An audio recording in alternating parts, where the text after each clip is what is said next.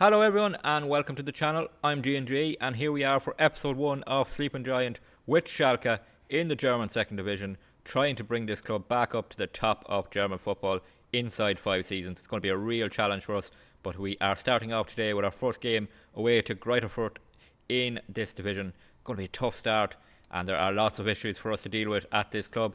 Not most is the debt problem. If you look here, bank balance of 10 million in the red. It was up at 110 million. The club has restructured with the bank and we now have a loan debt of 166 million. I did get a message we were close to administration too, so real challenges off the field. And we look at the finances, you can see it is a pretty disaster. It got up to 136 million in the red, then it was restructured. We're now 10 million. I am using the real world mode in Football Manager 2024, so some transfers were done just like in real life on the same dates as in real life. That is why we have spent some money this off-season. I'm not buying any players until the January window. I'm going to get to know this squad and try and build from there. So there is a bit of a transfer budget there in the kitty there, and we have a bit of room in the wage budget for January when we may bring in some players. But yeah, the debt is a real issue for us, and hopefully we can overcome that with a promotion this season. Look at the club vision here that the board want us to do. They want us to break even in the transfer market. They want us to work within the wage budget. I think we will manage that. But for this season, they want us to reach the playoffs in this division. They want us to be competitive in the Pokal Cup, and that is all they want. Next season, they're hoping for automatic promotion. We want to get promoted this season because we only have 5 seasons to play with in this challenge. They also want us to sign players based in Germany, sign German players, and develop players using our youth system. For the supporters, it's also develop players using the youth system. They want us to be competitive against Dortmund if we play them. We, of course, have one of our goals to overtake Dortmund in the Bundesliga, so we will be trying to be very competitive against them. They also want to reach the playoffs this season, so that is our goal, is to reach the playoffs. And if we look at the Bundesliga too, you'll see if I bring up the league table here, some games have been played already over this weekend, but the top 2 get automatically promoted to the Bundesliga. The team in third go into a playoff against a team from the Bundesliga that finished in the relegation playoff spot. That will be a tough game if we end up there. I'm hoping we can manage to get to the top 2, an automatic promotion. We are tipped in the season preview to finish in third position, 10-3 to win the title. It's going to be tough, I think, for us to get into that top 2. Hertha Berlin and Cologne are the favourites. If we look at the season preview, the media prediction, they predict us to come second, which will be automatic promotion. So we are tipped to be in that challenge for promotion. So let's hope we can manage to do that. Let's have anything else to look at here. We will look at the schedule just for the pre-season. 5 games played in total. We won 4 of them, including a win over our second 11. Lost our last game of pre-season to Osasuna.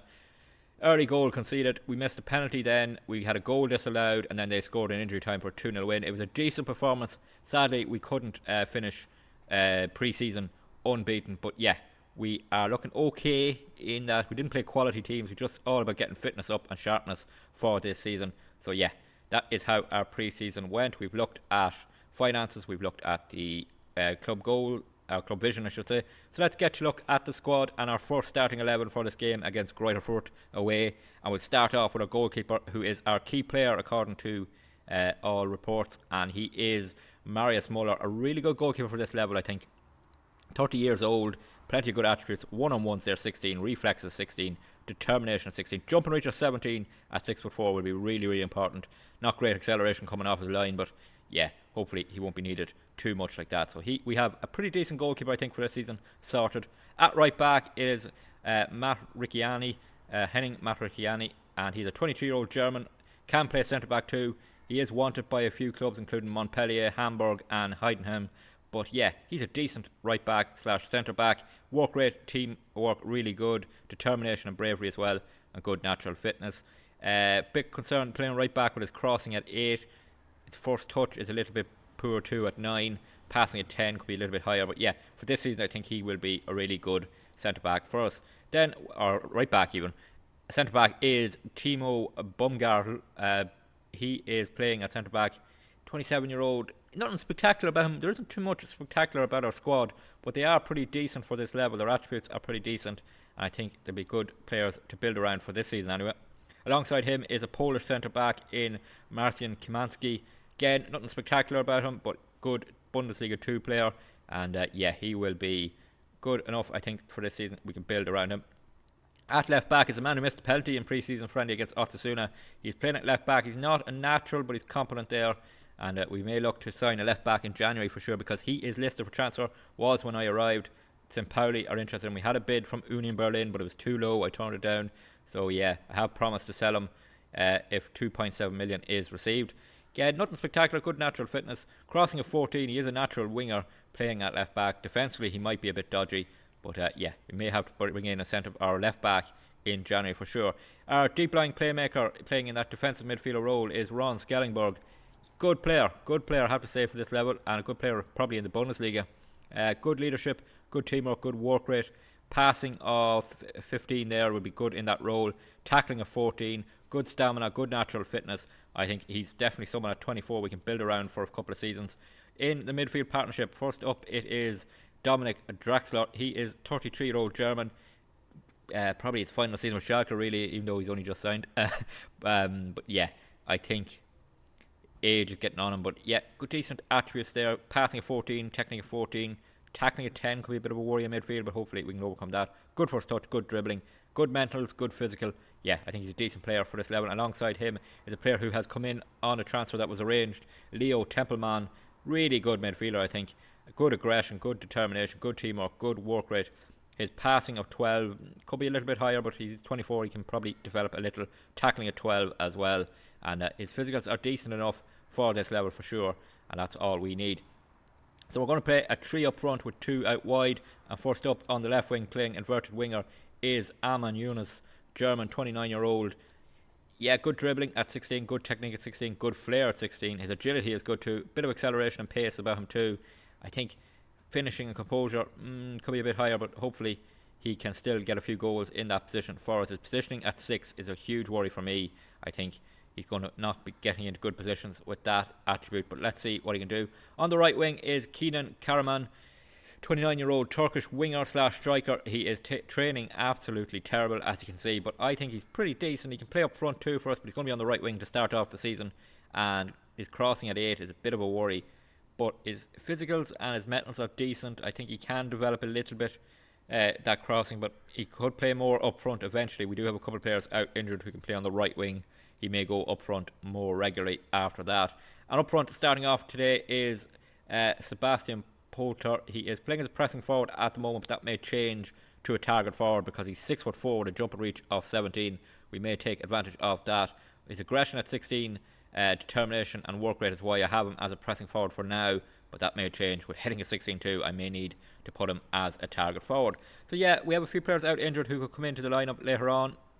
We have a player on the bench in Paul Sagan, who is a really good midfielder, and he will eventually probably take over from Drexler in that midfield, but for now he is on the bench. Quick look at our tactics. So we're going with a positive mentality. In possession, we are playing fairly narrow, just trying to keep it tight, playing out from defence, a slightly shorter passing with a mid-standard tempo, you might as well say. No attributes selected there for the moment, or no instructions, I should say. For transition, we are counter-pressing, but we're holding our shape when we win possession. We're going to try and play out from the back as much as possible. And then for when the opposition have the ball, we're going to press like mad, prevent that short distribution. Standard defensive line with mid-block. And yeah, a bit of a gegenpress about it, but hopefully we can win the ball back a lot of the time and then get it down and play with it. So that is our lineup, that is our tactic. Let's get to our first game of the season and hopefully get 3 points on the board. So here we are for our first game in Germany, taking on Greuther here in their home stadium. We're away from home to start off our time in charge of Schalke.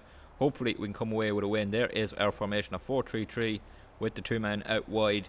Can we get 3 points on the board? I don't know if that tactic is the one we will stick with for the season, but it is the one we are going with at the start. It suits the players we have available at the moment. Teams waiting to come out here. It's going to be a huge task for us to get a win on the board away from home to start off with, but hopefully if we can go on our way here at Schalke with a win. First highlight here, it's Moore with a throw in down to Giannis. Back to Moore. Can the left back get across? And he can towards Karaman. Karaman, heads it over the right back. Nearly got on the score sheet there. Corner kick for Furt here. They take it in towards the near post. It's headed towards goal. Muller spills it and then saves it. Good save from Muller the second time. Maybe he should have done better with the first attempt, but he gets us out of trouble there. But we do have to defend this corner kick again. That's going to be whipped in towards that near post. It's headed away by Matriani. comes back down. Further into possession, they take the shot. Oh, it's fired over, thankfully.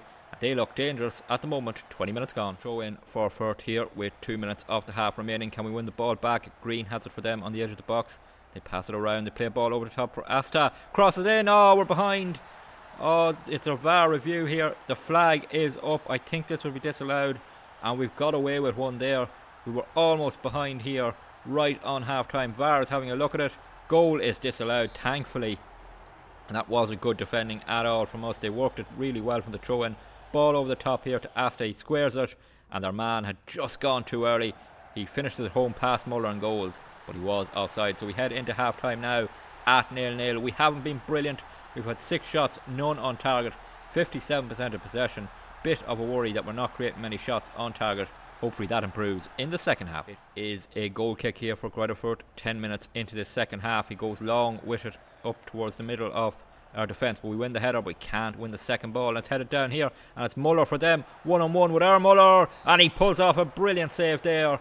Marius Muller has kept us in this game, a 7.1 rating for the goalkeeper, and he has kept us in it so far, but we have to defend this corner kick. Green takes it in, it's headed towards goal. Oh, just over. We're so lucky not to be behind. Well, we have reached the hour mark here. It's 0-0. It's time to make some changes. So what we're going to do is bring on Paul Segan from the bench for Templeman, who is getting tired. Also, Karaman on the right wing is struggling, so I'm looking to see. We're going to bring on Moussa Sayala.